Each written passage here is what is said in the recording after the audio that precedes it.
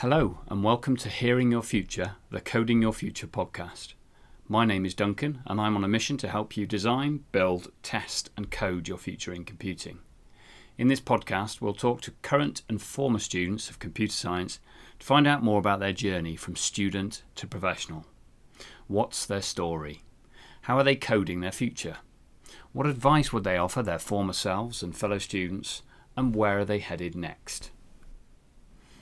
My guest today is Jason Ozuzu, who graduated with a Bachelor of Science degree in Computer Science with industrial experience in the summer of 2022, which was when this episode was recorded.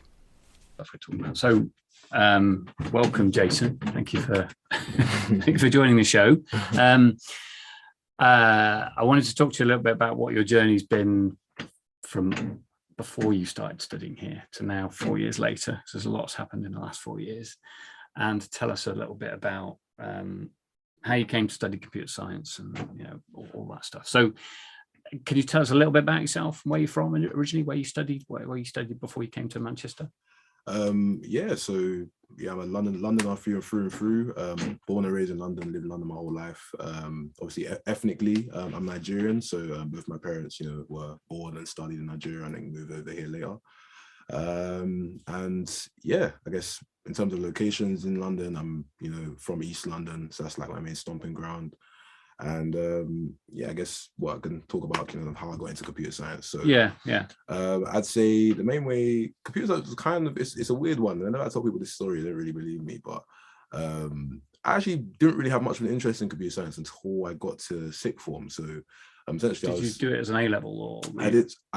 I'll get to that. That's part of the story. So I did computer science and economics at GCSE. Those were two GCSE that I chose.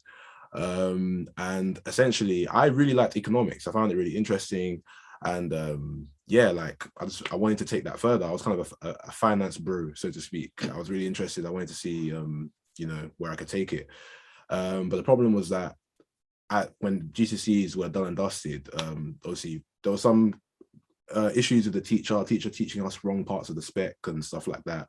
But essentially the grade I got in the final GCSE exam was lower than what I needed for the sixth form I would eventually be moving to off the back of those grades, if that makes sense. So my plan was kind of to get my GCSEs and to move to like a more a better sixth form so I could get a better education for A levels. But the problem was that due to issues with the teaching and whatnot, the grade wasn't as high as it needed to be for me to take that subject at A level at the sixth form. Right. So originally I wanted to do physics, maths, economics. I was planning on going down the finance route. They wouldn't let me do it. So I thought, okay, what's the next best thing? What's something I enjoy and something I found pretty easy at GCSE? Computer science. I liked it. I enjoyed it. I found it pretty straightforward. I think I got one of the highest marks in my year for computer science at GCSE. So I was pretty confident I could do it, and it makes sense. So you did physics, maths, and computer science. Exactly. Right. So I started that, I just really enjoyed it. I grew to really love it. I started picking up, learning how to code properly, because the code you do at GCSE is very rudimentary. That kind of took me to university. I discovered it. Computer science kind of came to me. It was kind of by chance, because if my sixth form had allowed me to do economics, I don't think I'd be here today. It's pretty crazy, but so doing it A level made you think, actually this is an interesting subject I'd like to do. I'd like to take further than just A level. Exactly. Great. Okay, interesting. So so your story. So you arrived here 4 years ago. You've done a 3-year bachelor's degree with a year in industry. So can you tell us a little bit about that journey? I think you did a placement at it was Morgan Stanley, wasn't it, initially? In the beginning of where you started looking for that beginning of your second year. So you can tell us a little bit about how you found the job and that process.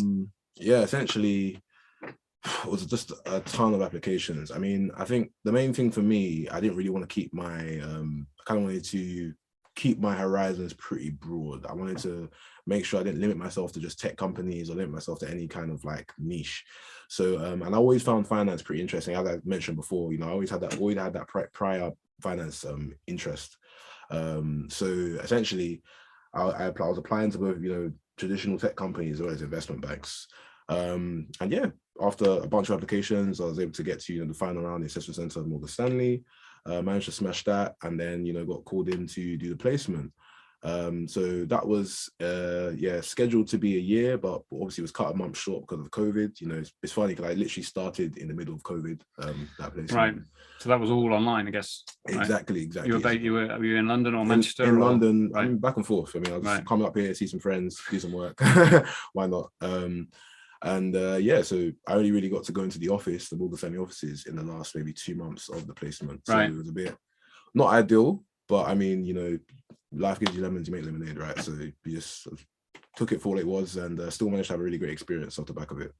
And you do a rotation? Did you do 2 6 months? Yeah. Different departments. I spent 6 months with the equity derivatives team, so that's working on I mean, not to get too jargony, but essentially derivatives are like a type of financial product, and I was with the equity derivatives team, so like traditional like stocks and options and whatnot.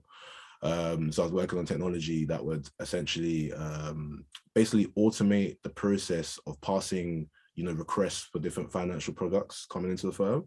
So it was kind of like an NLP type project where clients will be able to kind of use the chat systems that Morgan Stanley had available, and then some automated passing would be applied to their messages to basically determine like what product they want. So that was the first rotation, and the second rotation was with the FX flow team. So FX is foreign exchange, forex kind of, forex essentially. So working like the currency exchange systems and stuff like that.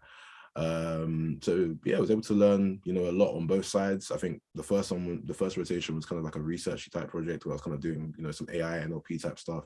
Second rotation was more of a just traditional soft end role. I was just kind of clearing out tickets, just helping out with different bits and bobs. I didn't really do anything specifically. I kind of just was just a software engineer in the team and just helped out. And then I guess after my placement, so back to, because this is quite interesting from economics. So a lot of people who do software engineering placements in banks like Morgan Stanley, investment banks like Morgan Stanley, won't necessarily have any financial knowledge. So how useful was your economics GCSE? I mean, and sort of general interest in it as well. In that, some engineers have little or no interest in economics. It's just, well, this is a place where they do software engineering, so I'll work there. But how useful was the economics interest in helping you with that? I guess it was really helpful because I already knew like a lot of what they were talking about. At least the basic ideas of what is a stock, what is a bond, what is this, what is that. It kind of made that a lot easier. And then in addition to that, I took fundamentals of finance in the second semester of university, kind of in the run up to the placement. So that allowed me to kind of like top up on my knowledge and make sure I kind of knew like at least some of the basic concepts. But even once I started, people are really like happy to explain stuff to you and explain concepts to you. So one thing I made a point of doing was to schedule meetings with the finance side of so basically the finance people would work with, because kind of the way things work in Morgan Stanley is kind of the tech teams are separate from the finance teams, but you'll usually have a couple points of contact where you can kind of get clarification on the requirements of what you're building or something like that. So I was able to kind of talk to the finance people, get a better idea of what was going on. So I talked to the people on my side, on the tech side, who knew what was going on. And from there, I think one thing I'd say to people is that I think even if you don't have much finance knowledge, I think it's less about what you know when you start and more about what you're the work you're willing to put in. So, and I think being able to understand the business is always beneficial, isn't it? You're not just a techie to write code in a back room somewhere. You do have to understand the business requirements and what they mean and how the business people see it, or the traders. Exactly. But Morgan Stanley is quite good at that. I mean, there's in the first week, you do like group training, where you get like a bunch of different talks. So there's tech specific talks which are just for the tech people to understand like the tech stack and stuff. And then there's like just general finance talks, which are basically just talking of, do we just get an intro to like, what is an investment bank? What does that mean? What is the buy and sell side and whatever? Good. Okay. So following on from your placement, you got a summer internship, which was that remote as well, or were you physically remote? That was remote. COVID, the gift that keeps on giving.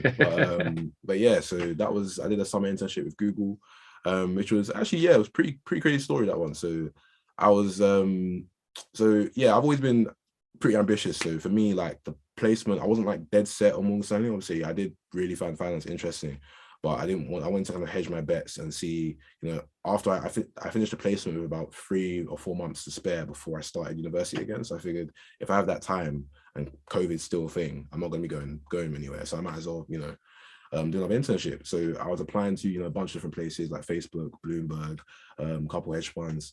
And it was just interviewing alongside the placement, which was, pretty tough, to be fair, because, preparing while working a full-time job, really difficult. It was a lot of late nights where, I'd log off work and then turn around and boot up like HackerRank or LeetCode.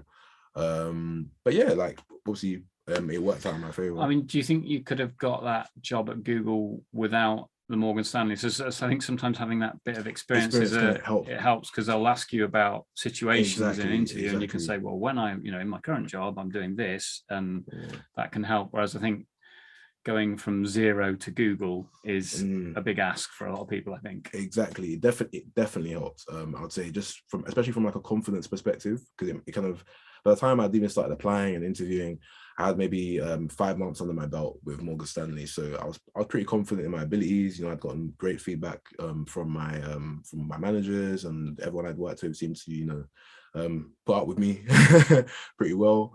So so from a confidence perspective, and also from like just in terms of like my actual technical ability, I was definitely a lot stronger than I would have been. I think like one of the biggest reasons I recommend doing a placement to people is kind of, it allows you to tie together all the different concepts you learn in the bachelor's. So you pick up all these different concepts, but they kind of come in at you so fast, you don't have time to like stop and figure out what they mean relative to each other. So yeah, I was able to get really competent, and that made the interviewing process like pretty straightforward. I felt pretty cool. I got to the final round pretty much everywhere I applied to, but Google ended up coming through first, so I was pretty happy with that. Basically the best company I asked for. And what were you doing at Google? I mean, I guess there's probably stuff you can't talk about, but generally speaking, what were you doing?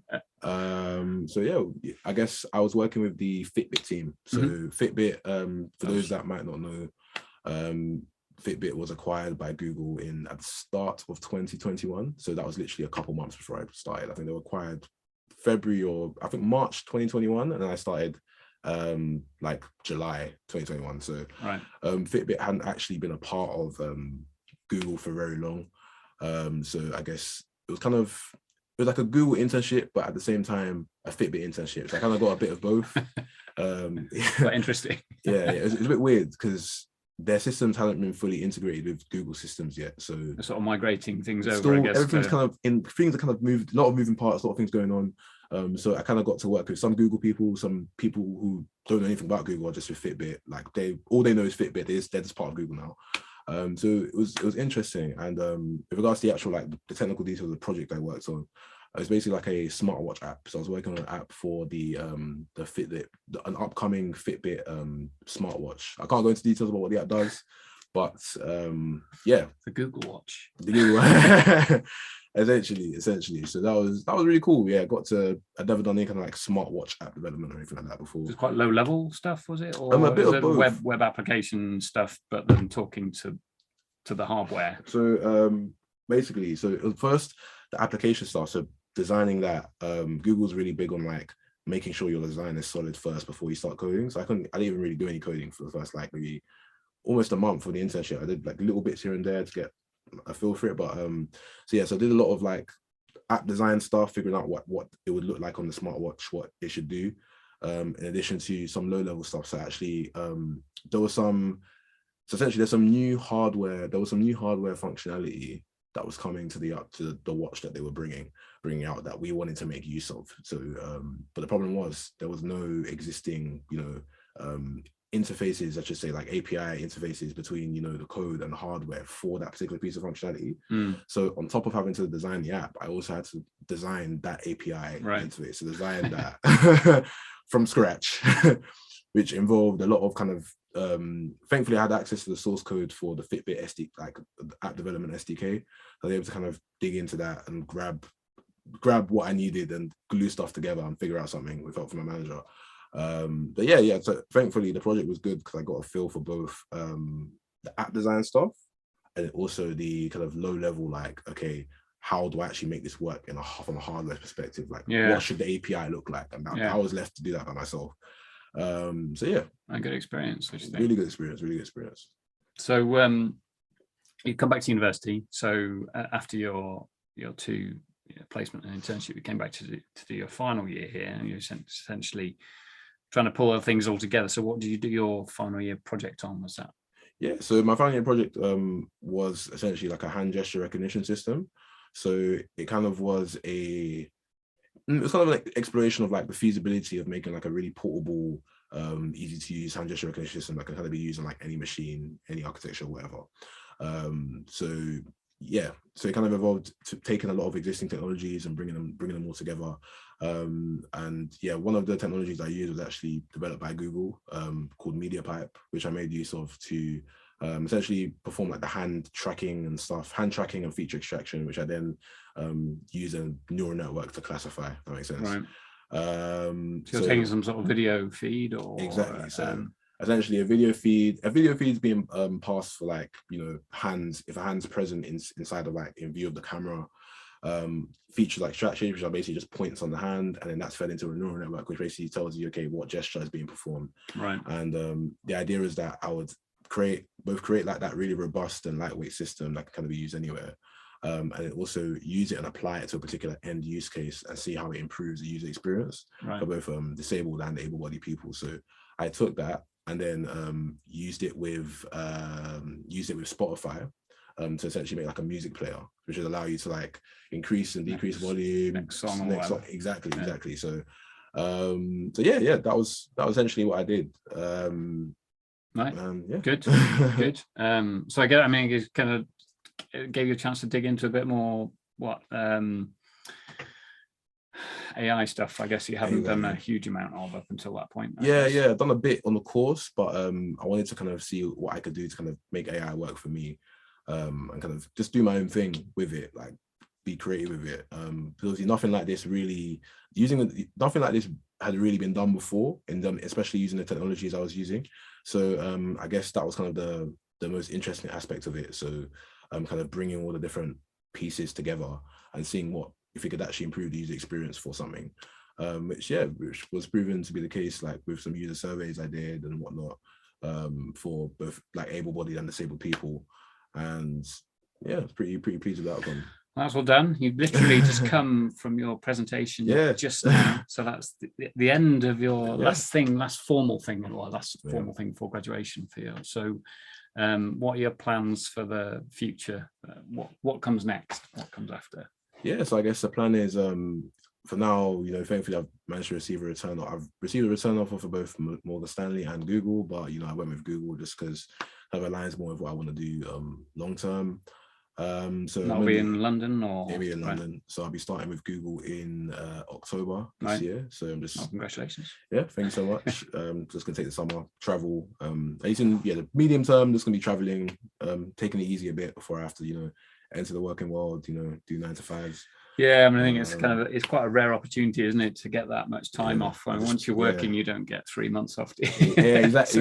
Enjoy it. So all my placement money is going on this, essentially. And then I guess longer term than that, I do still find finance quite interesting. I think a part of me will always be like, interested in doing something that kind of blends both tech and finance. Yeah, I was looking at Apple have been in the headlines recently because their pay system, they're behaving more and more like a bank. Oh yeah. So they're kind of expansions to Apple Pay. In the past, they've been partnered with Goldman Sachs, but now they're kind of going on their own, and that's kind of really interesting space. What's happening there? It's like exactly. Who knows what the future will look like? What a banker is going to look like in the future? Yeah, exactly. Everything's just going to be one big tech company. That's when it's all said and done. But yeah, that's kind of my plan. Yeah, maybe I move to finance in a couple of years. I'd love to, maybe go to like maybe a hedge fund, do work on like tech stuff there, or go to kind of something more small to medium size, like some kind of like fintech startup, that kind of thing. I think that'd be cool. Like maybe 3-4 years from now, to kind of see where I'm at. But yeah, for the time being, starting my career with Google, gonna see how well that goes. And enjoy and good luck as well. Thank you. So to finish up then, so there's this bit's called Minority Report. So I'd be interested, as you're a member of a minority group, you're Black.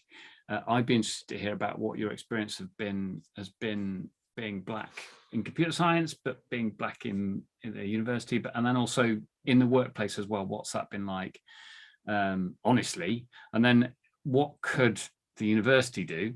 What could we in computer science do to make it more welcoming? I mean, I guess it's difficult being in a minority for lots of different reasons. And then perhaps what employers can do as well. Perhaps could say a little bit about, I don't know, Morgan Stanley and Google are both, keen to improve diversity in their workforce, but it's an uphill battle for everyone, I think. So any thoughts on that and how we can do it better in the future? What your experience has been to date and how we could improve it in the future?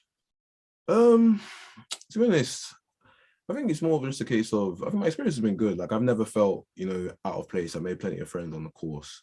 But I think the main thing is just there are very few Black people like in my year group. I think one of the first things. How many in your year group? Yeah, I think when I first started in first year, obviously my placements shifted me away from some people. I think maybe 3-4 people total out of about 250. About 200, yeah. Similar at Morgan Stanley. Was there more diversity there, or was it different? Not much. I think in general, like I'm pretty used to being the only Black person in the room or being close enough to it. I mean, there were some other like Black people at the company who I was able to get meetings on the board with, but particularly in the tech space, not that many. I think only a few.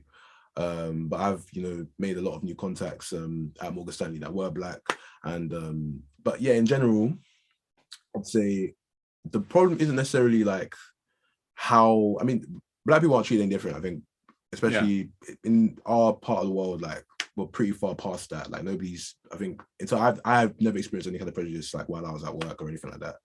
But I'd say the main issue is just getting more Black people into like these kind of spaces. So like, especially considering that from like a socioeconomic perspective, people from my background don't tend to, go to higher education or to, especially or to even study computer science and to get into tech. So I say the biggest thing, both campuses and companies can do is just keep doing what they're doing, keep trying to get more Black people, into these spaces. And from a university perspective, I'd say more could be done for regards to like kind of helping with the financial aspects of university, and like to make that more appealing, like offering more, scholarships / bursaries and this and that, just kind of doing more to kind of ease the transition, if that makes sense. Yeah.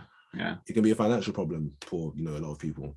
Because I think computer science, regardless, whatever your gender or race or whatever, I think computer science is sometimes people don't feel like they belong, right? So it's kind of making people feel like, well, you belong here, whoever you are, and whatever your background, whatever your interests, you do. Computer science is a subject that is for everyone, and it doesn't quite have that appeal. Or maybe no subject does, really, truly. But making it more appealing to a wider group of people would be beneficial for everyone. I think it's just difficult to get there. yeah, exactly. But yeah, in general, I'd say that experience has been, I think in university in general, like I think at UAM, I think the stats are like less than 3% of the student population is like Black or anything like that. So the proportion in computer science is pretty much reflects the whole university. Exactly. There aren't many Black people in. I mean, the thing that hit me was when I remember when you were at Morgan Stanley and you posted something, I think it was on LinkedIn or somewhere, with your picture in Times Square, and I've visited investment banks, and that was when it kind of hit me. I hadn't realized how white it was until I saw your face and thought, oh my God, that's Jason. I recognize him. What's he doing in Times Square? But also how white that world is. Yeah, It's honestly, a very privileged world. It's a very, there's a lot of money, but it's also very, very white.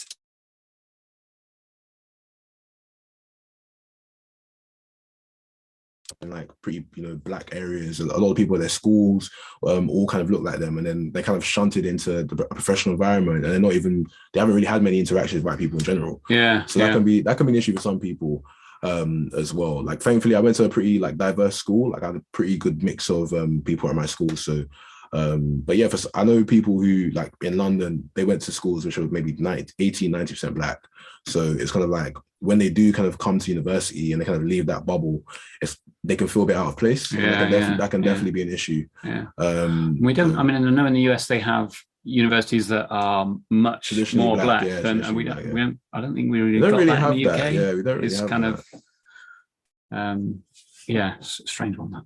Yeah, but I'm a big believer personally of like kind of different people mixing together and like kind of bouncing off each other. Like, so I mean, in my opinion, I don't even think we'd even really need like black campuses or anything like that. I think the bigger thing is just adding more diversity, getting a bigger mix of people. And but that's obviously something that has to be done over a very long time. I mean, part of that is role models as well. It's like having role models like yourself, is that people can see, this is possible. This is possible. Something people can do. Did you do any work with schools? Well, I know Morgan Stanley does quite a lot of work with schools. Did you do any? I mean, because of COVID, Hamlets and stuff. I would have if it was in person, but because of COVID, like, there wasn't really much I could do. But I mean, I was eager to, but I think when I go back to London, one thing I want to do is kind of start going to kind of like inner city schools and show, like, I'm just a regular guy from London, regular black guy from London, like, nothing that crazy about me.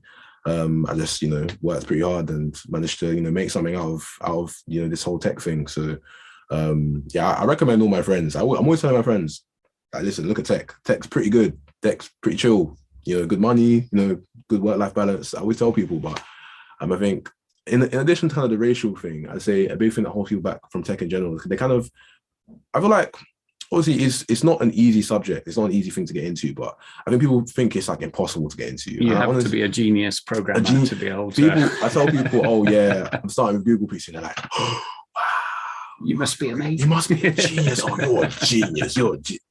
Like, and no, I'm not. You work hard. I work pretty hard, and I'm competent. I know what I'm doing. But I mean, I'm not crazy. I'm not like a autistic, specialists or anything really. I just kind of, I find it interesting. I worked hard and I acquired, skills good enough to, work at these companies. So that's what I tell people. It's a case of if you take your time, you're willing to be consistent and do it as like a proper thing. I think a big thing with tech is that you kind of have to do it over a long period of time and just gradually soaking all the skills. But it's like one of my colleagues talks about, it's like sedimentation. It's like things settle slowly. You're not just going to get it straight away. It might take months, maybe even years for some concepts to actually click. Exactly.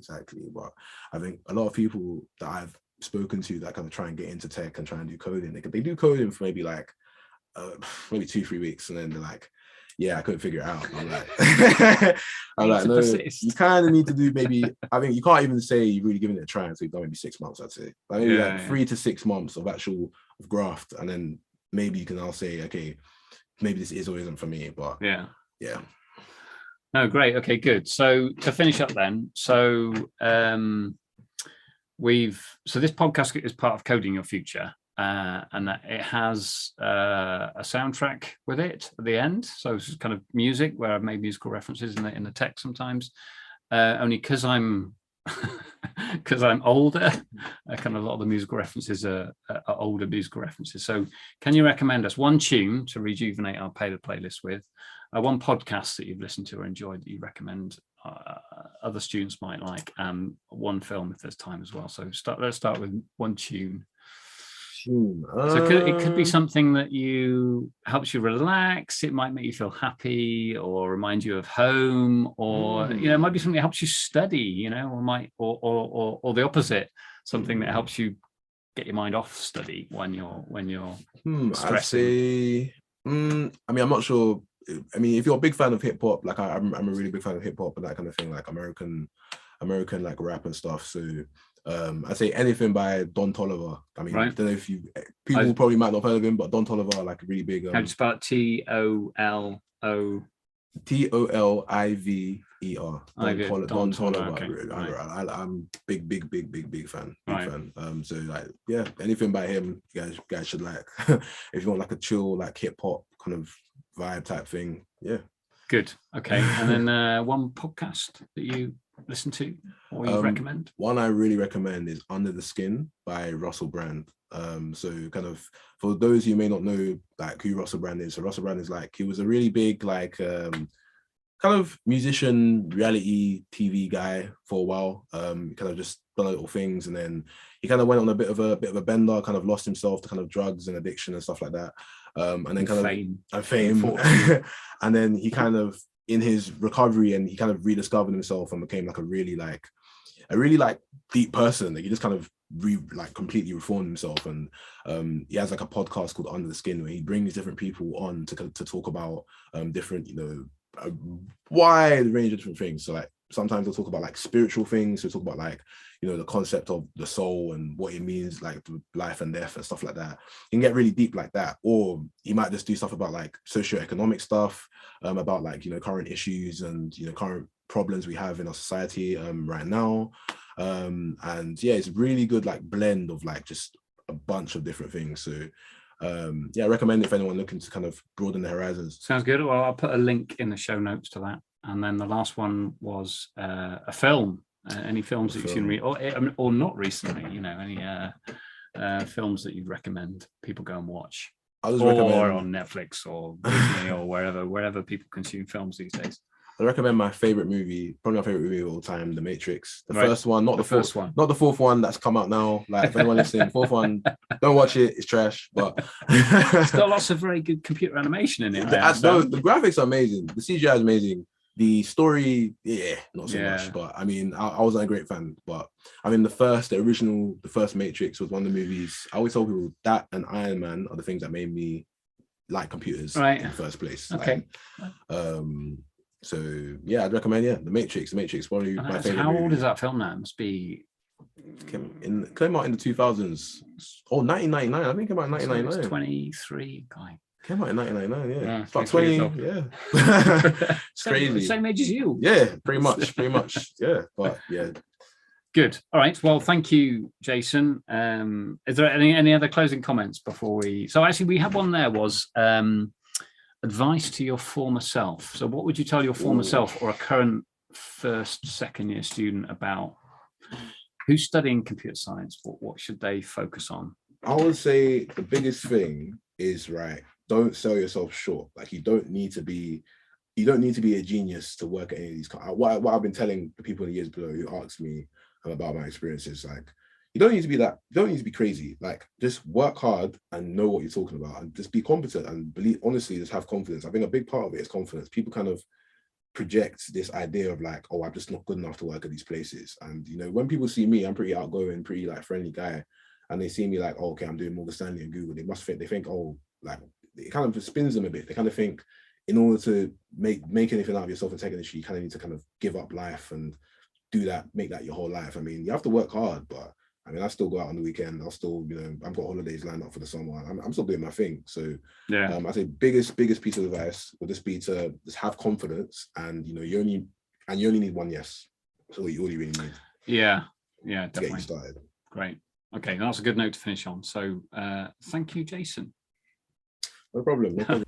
Thank you for listening to Hearing Your Future, the Coding Your Future podcast. You can find out more about this episode and all the other episodes in the full transcripts published in the Coding Your Future guidebook at cdyf.me/hearing. That's Charlie Delta Yankee Foxtrot Mike Echo.